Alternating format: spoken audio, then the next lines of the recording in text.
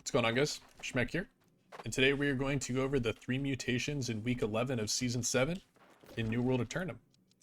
We'll be covering the 3 of this week, which are Empyrean Forge, Glacial Tarn, and Garden of Genesis.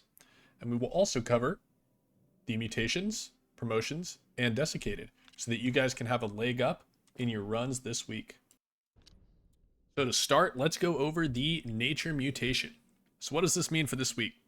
Well, we got Bramble, Arboreal, Toxic, and Compost. To break it down, Bramble's pretty simple.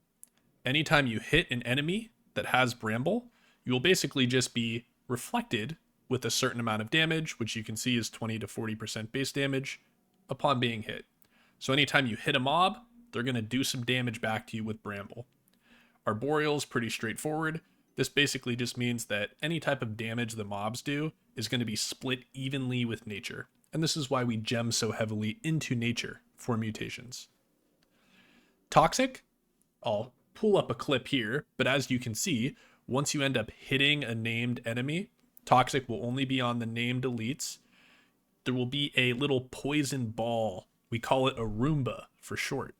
But it will basically go around the room and it will always lock on to the farthest player away from when it spawns. Now, the moment it reaches that furthest player, it will always cast a root. And the root is very long. It'll be about 3 to 4 seconds, I believe. So sometimes the Roomba will spawn and then immediately go to the group and just root everybody. And this is just something you need to be aware of. As well as rooting, it also does damage over time. So sitting in that nature Roomba of Toxic can do quite a bit of damage that you need to be aware of. Now, the last one is always super important for nature weeks, and this is just Compost. So Compost, as you can read it, is basically a healing source for enemies. Now, because enemies can heal, this means that they can also be diseased. So diseasing is going to mainly be the role of the healer in mutations. And I'll kind of pull up a few void gauntlets that you can have here. By far, the best void gauntlet for nature weeks is always going to be the Duneborn Haji, which comes with Putrefying Scream and Plague Crits. You can even add Disdained Infliction as the final perk to increase your damage as much as possible. Putrefying Scream and Plague Crits work in combo to make sure that the disease cap of 50% is always met. This means that any time those mobs are healing from Compost, they'll be healing from the smallest amount that we can possibly get them to heal. So it's really important. You guys will definitely notice a difference if you do not have somebody in your group using disease. An alternative to the Duneborn Haji is the Hades Fury, which is a little bit easier to acquire, but it is lower gear score. Now, if you don't have access to any of these, just rock any Void Gauntlet with Putrefying Scream, and you'll already be in a much better position than any other alternative. A few other options for disease in a nature week will always be Pestilence. You could even run a Plague Splitting Grenades perk with Pestilence, either on the weapon or armor, and you can also just run the Bile Heart Rune and use it for specific pools where you'll know you'll be getting Compost. All right, so let's now move on to the promotion, which this week is Savage. Savage contains 2 buffs, Festering and Slicer. Now let's cover Slicer first, since it's so straightforward. Basically, once you engage with an elite named mob, all that will happen is they will spawn these little Slicer laser beams around them. And these beams will do 30% base void damage whenever you come into contact with them.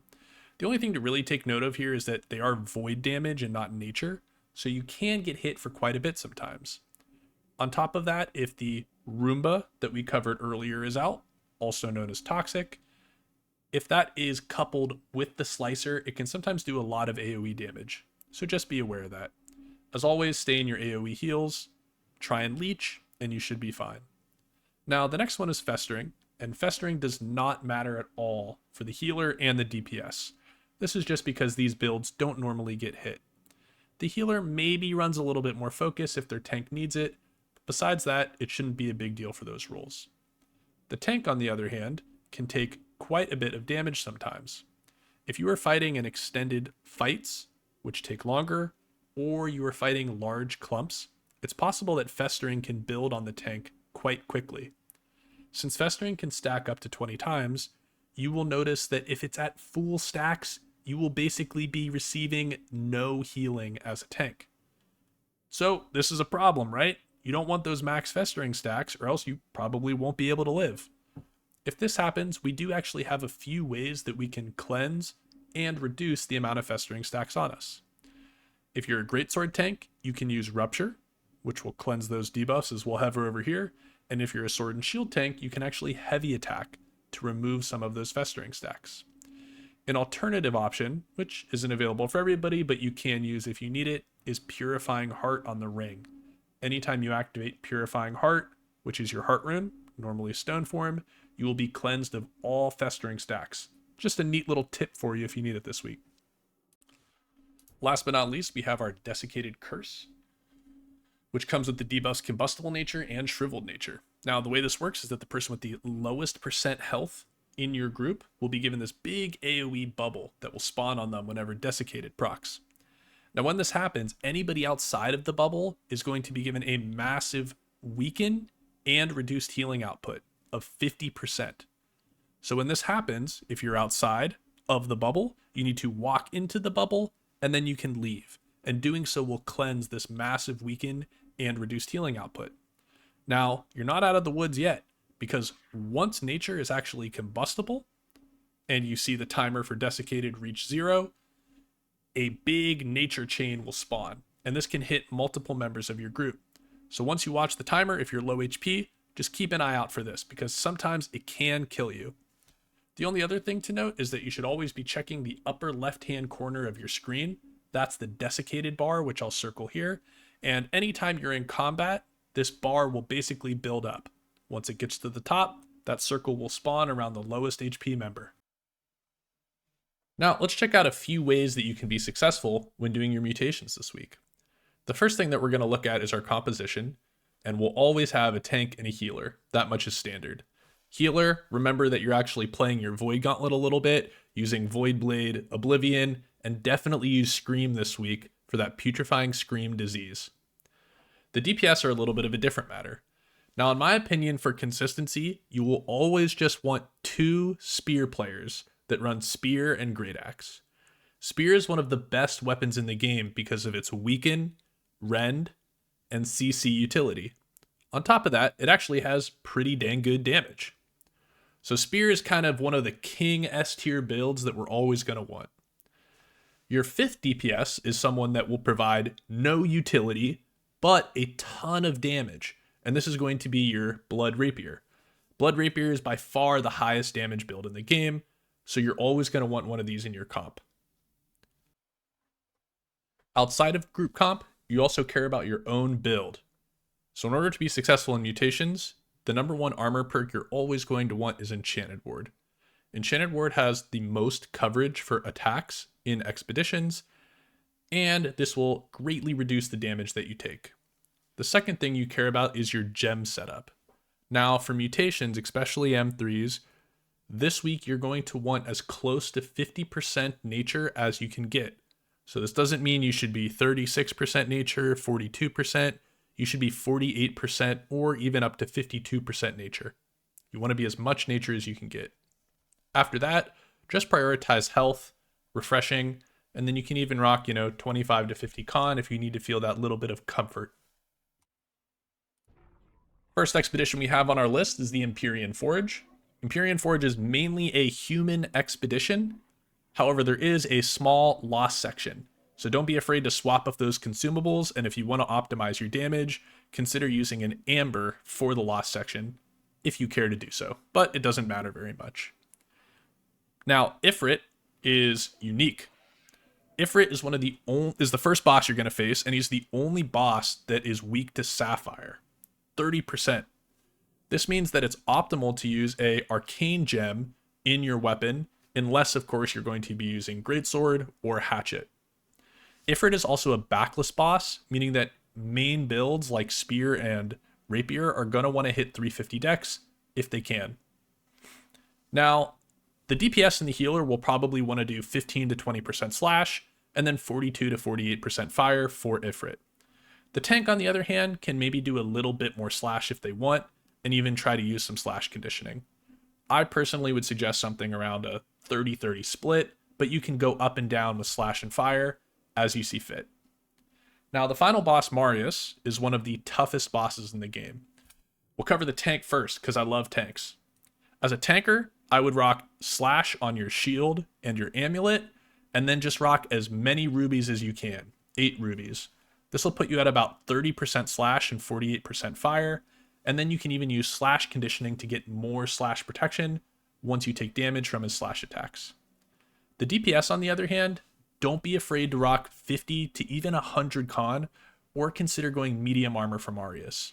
Even if your group is BIS and you guys are set up correctly, Marius is one of the hardest hitting bosses in the game. Now for DPS, I would personally use a slash amulet with 8 rubies, meaning that you'll be at 15% slash protection and 48% fire. You're going to really want to prioritize weaken for Marius. So you're going to want that spear player with perforate and skewer doing 78% weaken, your tank on power stone, shield rush, and whirling blade for 56% weaken, and then your healer using void blade and oblivion to do 15% weaken using withering oblivion. So again, don't be afraid to be a little cushier for the final boss in Forge. He's one of the hardest bosses. He slaps. Even if your group is super duper bis, he can still one-shot you. And it's a tough fight. Now the next expedition is Garden of Genesis. Genesis is a little bit easier in Nature Week, and this is mainly because so many of the mobs and bosses naturally have nature attacks in their moveset. So Genesis is mainly Angry Earth. It's only Angry Earth. That's all you got to prep for. And in order to prep correctly for the bosses, Alluvium Marl is the middle boss you'll face, and you're really going to want to prioritize high DPS builds in order to make sure that you can phase him or all in when he spawns the cage, making the fight significantly easier. Now, in order to do this, your tank can go light armor with a little bit of lower con, and your DPS can even run ranged offhands so that you can do damage to him while he's underground. So the correct gem setup, is probably going to be something like 35% strike for every single build, even the tank. I suggest around 30 to 35% strike, and this is just so you can survive his pop-up hits when he goes underground, and so that you can survive his backwards hit boxes from his big overhead strike attack. I would still rock some nature because the bees are nature damage in this fight, but for the most part, just prioritize that DPS and try and burn him before he goes down. All weapons besides slash damage weapons will want to use a ruby for Garden of Genesis for basically all fights. Now the final boss is pretty easy. For the tank, I would probably be using medium or heavy armor, and I would rock a lot of slash protection, even up to 50%.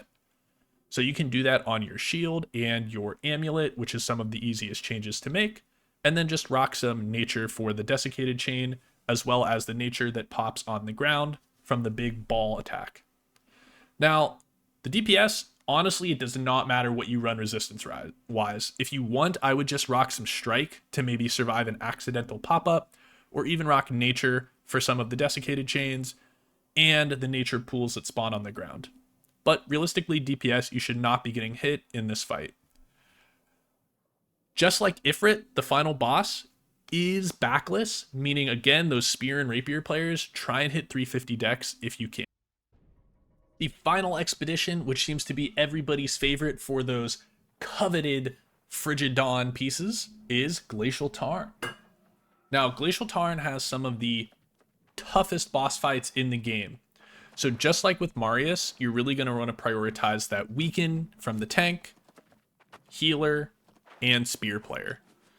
For bosses, don't be afraid to go a little bit more con, up to 50 to 100, and even rocking medium armor so that you can learn mechanics and have a little bit of cushion to not get one shot by every single attack. Now for Troll, you're really going to want to use about a full ice with a strike amulet. So you're going to want to be 15% strike with 8 aquamarines, putting you at 48% ice and 15% strike.